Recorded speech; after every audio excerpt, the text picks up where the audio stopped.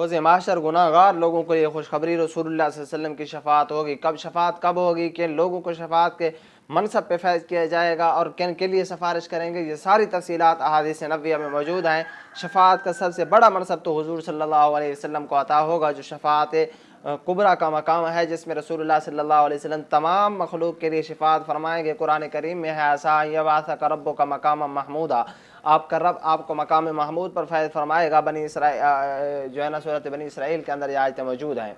आगे मकाम महमूद का मैंने ऐसा मकाम है जिस पर फैज़ होने वाले की तारीफ़ की जाती है, और उस मकाम के अता होने का मज़हर इज़्न शफ़ाअत का मिलना है। इस मकाम पर, इस मकाम महमूद को तफ़सीर में उलमाए किराम के अक़वाल और वज़ाहतें उसकी जो है ना दर्ज झैल हैं, ताकि हुज़ूर सल्लल्लाहु अलैहि वसल्लम की अज़मत शान वाज़ेह हो सके। मकाम महमूद की तफ़सीर के बारे में हम तमाम अक़वाल को बेतरतीब नक़ल करते हैं।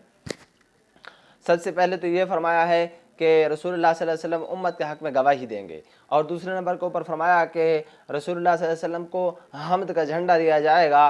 तो तीसरे नंबर के ऊपर फरमाया कि अल्लाह ताला आप सल्लल्लाहु अलैहि वसल्लम को अर्श पर बिठाएंगे।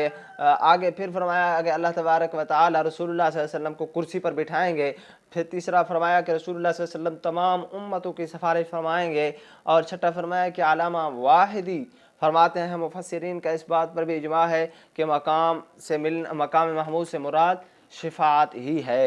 आप सल्लल्लाहु अलैहि वसल्लम अपने गुनहगार उम्मत की क़यामत के दिन सिफारिश करवाएंगे। तो न घबराओ मुसलमानों, अभी इस्लाम ज़िंदा है। तो इस वजह से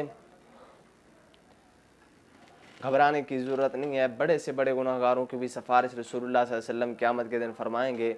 और हमें आज वक्त है कि हम इस दुनिया के अंदर अभी से कुछ न कुछ अपनी आखिरत के लिए जमा कर लें।